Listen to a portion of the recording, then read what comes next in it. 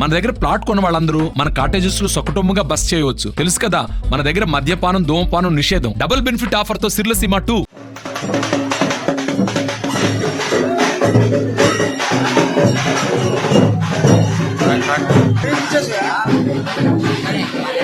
హోలీ అంటే మనకు వెంటనే గుర్తొచ్చేది రంగులు చల్లుకోవడం, కాముని దహనం.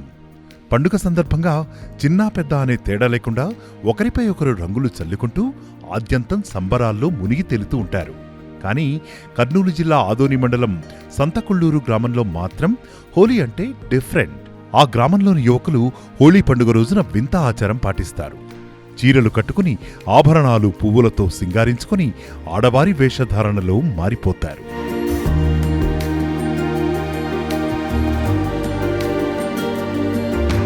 హోలీ పండుగ రోజున సంతకుళ్ళూరు గ్రామస్తులు అనాదిగా ఈ వింత ఆచారాన్ని పాటిస్తూ వస్తున్నారు.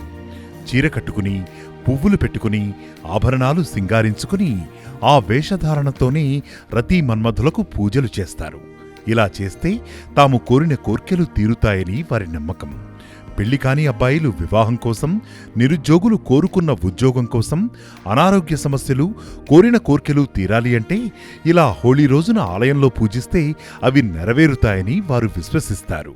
సాధారణంగా హోళీ అంటే రంగులతో పండుగ జరుపుకుంటారు.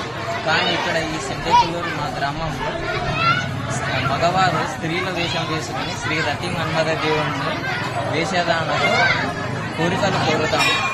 ఈ దేవుడు మా కోరికలన్నీ తీరుస్తాడని, మా గ్రామాన్ని చాలా చల్లగా చూస్తాడని, వ్యాపారంలో కానీ, ఆరోగ్యంలో కానీ, చదువులో కానీ ఉన్నతంగా ప్రధాన స్థానాన్ని చేరుస్తాడని నమ్ముతాము. తరతరాల నుంచి తాము ఈ సంప్రదాయాన్ని కొనసాగిస్తున్నట్లు సంతకుళ్ళూరు గ్రామస్తులు చెబుతున్నారు.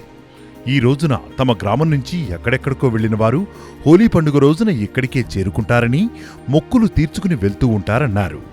అలాగే చుట్టుపక్కల గ్రామాల నుంచి కూడా పండుగ రోజు సంతకుళ్ళూరుకు వచ్చి యువకులు ఆడవేషం వేసి పూజలు చేస్తారన్నారు.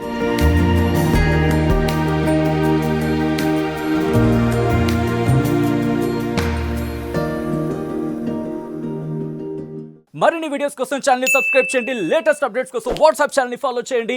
అండ్ లింక్ డిస్క్రిప్షన్ లో ఉంది.